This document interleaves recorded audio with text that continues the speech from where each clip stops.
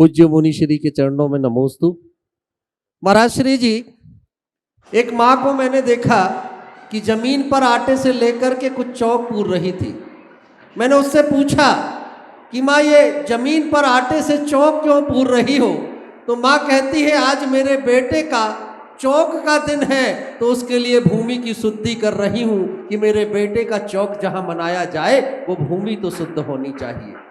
उस माँ की बात को सुनकर के मुझे याद आ गए हमारी संस्कार धनी जबलपुर के लोग, जो अपने बेटे और बेटियों की शादी के लिए भी जब जगह का चयन करते हैं तो ऐसी जगह पर जाकर के मांगलिक काम किया करते हैं जो मल्टी कॉजन के नाम से जो होटल और जो रिसोर्ट विख्यात है, वहां जाकर के अपने बेटों की शादी करेंगे, पूरे शहर को न्योता देंगे और हमारे शहर के लोग उसे बड़े सम्मान का विषय मान करके कि बहुत बड़े होटल में शादी हो रही है, आज वहां चलो, इस शहर के धन्ना सेठ के यहाँ शादी हो रही है, सबको वहां चलना चाहिए। और लोग जाकर के हजारों की संख्या में वहां जाकर के भोजन करते हैं।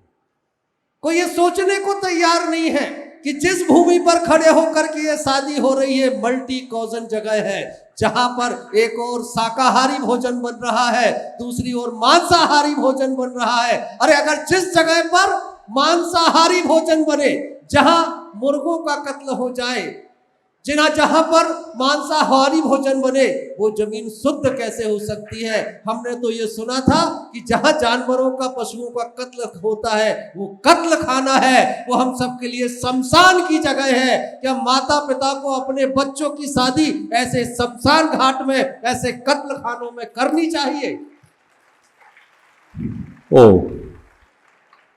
अमित भाई ने बहुत गंभीर मुद्दा उठाया है, पर यह ऑपरेशन तभी होगा जब पंचायत सामने आएगी।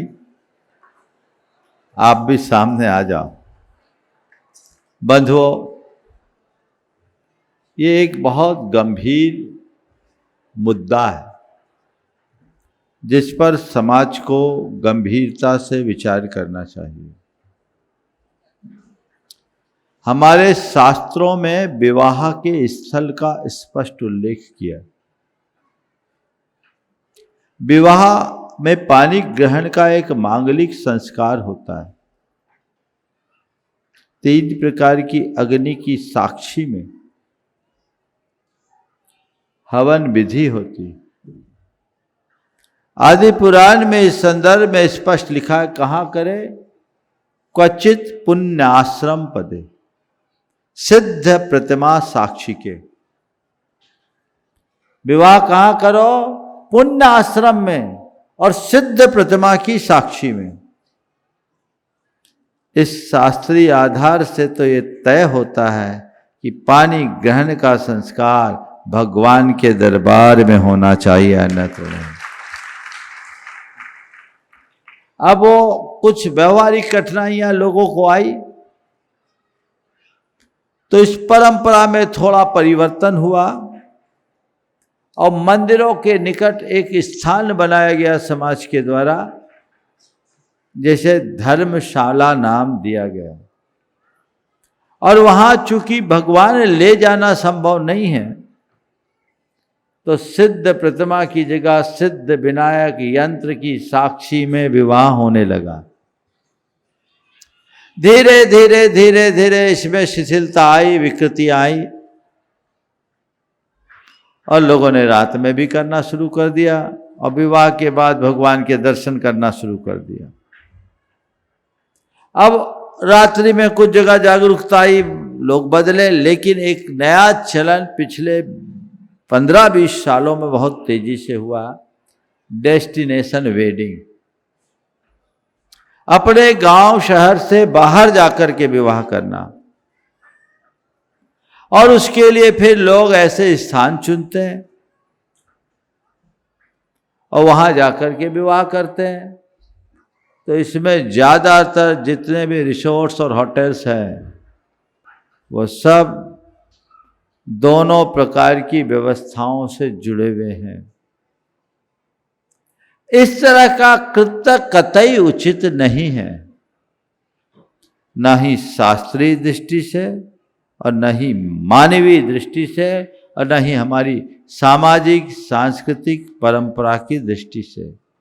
शास्त्र तो स्पष्ट कहते हैं कि ये क्वचित पुण्य आश्रमे सिद्ध प्रतिमा साक्षी के। तो पुण्य आश्रम है क्या? जीवन का इतना मांगलिक संस्कार तुम करने जा रहे हो, कहां कर रहे हो? आपने उसको कत्ल खाना कहा। जिस जगह तुमने विवाह अभी संपन्न किया है, 4 घंटे पहले एक दूसरा विवाह हुआ, वहां अनेक प्राणियों का कत्ल हुआ, उनकी कराह भी ठंडी नहीं हुई, अभी भी कराह गूंज रही है। तुम जा रहे हो, संवेदनाएं कहां होगी? इस मानवीय दृष्टि से भी इसे ठीक नहीं कह सकते, और हमारी सामाजिक परंपरा के हिसाब से तो कतई ठीक है ही नहीं। हमने तो ये भी देखा अपनी समाज में, संभवतः जबलपुर में भी रहा होगा, आज से 30 साल पहले तक हर समाज का एक बर्तन भंडार होता था। जैनियों के विवाह में जैनियों के ही बर्तन काम में आते थे, बाहर का बर्तन उपयोग में नहीं आता था। अब तो सारा काम कैटरिंग वाले के कांटेक्ट में दे दिया गया, तो वो चाहे जैसे बर्तन जिस प्लेट में तुम खा रहे हो उसी में न जाने किसने खाया हो। तो ये हमारी सामाजिक परिपाटी के भी विरुद्ध है, धार्मिक दृष्टि से विरुद्ध है, सांस्कृतिक दृष्टि से विरुद्ध है, आर्थिक रूप से तो है ही। इस पर जागरूकता होनी चाहिए। इसमें 2 स्तर का काम करना चाहिए। पहला कि समाज को ऐसे आयोजनों में न जाने का संकल्प लेना चाहिए,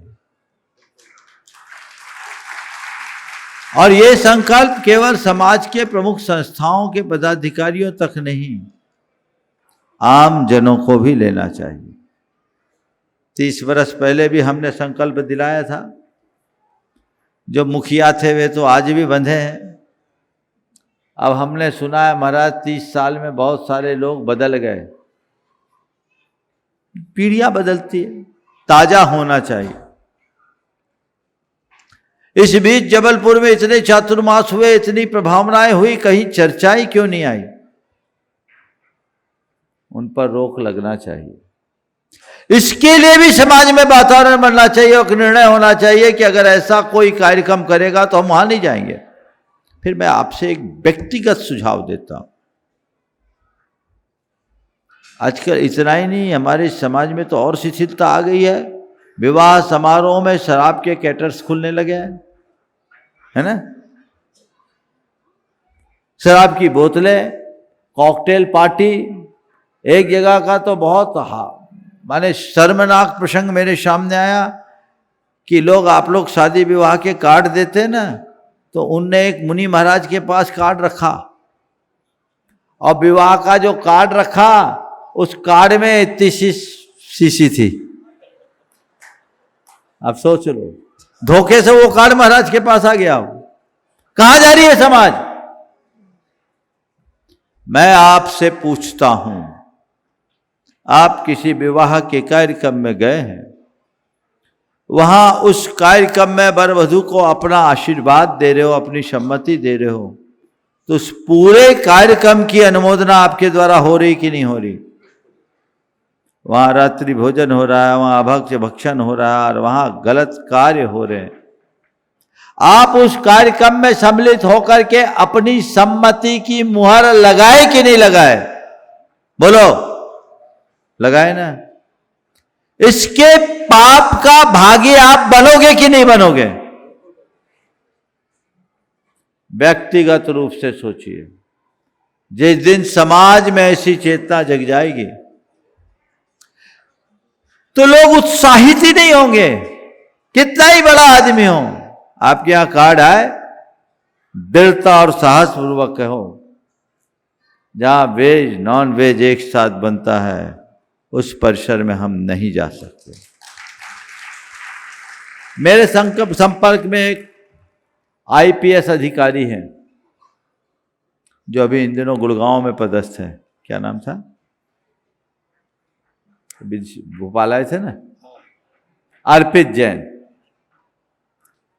उन्होंने आईपीएस अधिकारी, वरिष्ठ आईपीएस अधिकारी, वो किसी नॉन वेजिटेरियन होटल में ठहरते नहीं, एक गिलास पानी नहीं पीते। और उनने जो बात कही हमारे समाज की युवाओं के लिए प्रेरणा बननी चाहिए। उनने कहा, महाराज मैं अपना 1 रुपया भी ऐसी जगह खर्च करना नहीं चाहता जहां किंचित भी हिंसा होती हो। आप ऐसे घरानों को, ऐसे संस्थानों को क्यों प्रोत्साहित कर रहे हो? ये इनका कारोबार इतना क्यों बढ़ रहा है? उसको बढ़ावा देने में आप भागीदार नहीं है और आप हिंसा को बढ़ावा देकर अहिंसा परमो धर्म की जय बोल पाओगे क्या? और हिंसा को बढ़ावा देने वाला यदि कदाचित अहिंसा परमो धर्म की जय भी बोलता है तो उसका जय बोलना सार्थक है क्या? समाज को गंभीरता से इस मुद्दे पर विचार करना चाहिए। मुद्दा भले जबलपुर में उठा है, बीमारी पूरे देश में, पर मुझे पता है कि जबलपुर से कोई संदेश जाता है तो जगत व्यापी बनता है। दिन में भोजन, दिन में शादी, दिन में भोज, यही अहिंसा का जय घोष इसी जबलपुर से 1996 में गूंजा था। यही दिन थे, उस समय भी विधान था और उसका ये क्रांतिकारी परिवर्तन हुआ कि पूरे बुंदेलखंड के इलाके में रात्रिकालीन विवाह और भोज बंद हो गए। लगभग 20 साल तो फर्राटे से चले, पिछले 8-10 सालों में थोड़ी थोड़ी शिथिलताएं आ गई। अब उसे फिर से चैतन्य करने की जरूरत है। आज आपने ये प्रकरण छेड़ा है, इस पर विचार होना चाहिए। समाज के लोग आकर के बैठ के बात करें।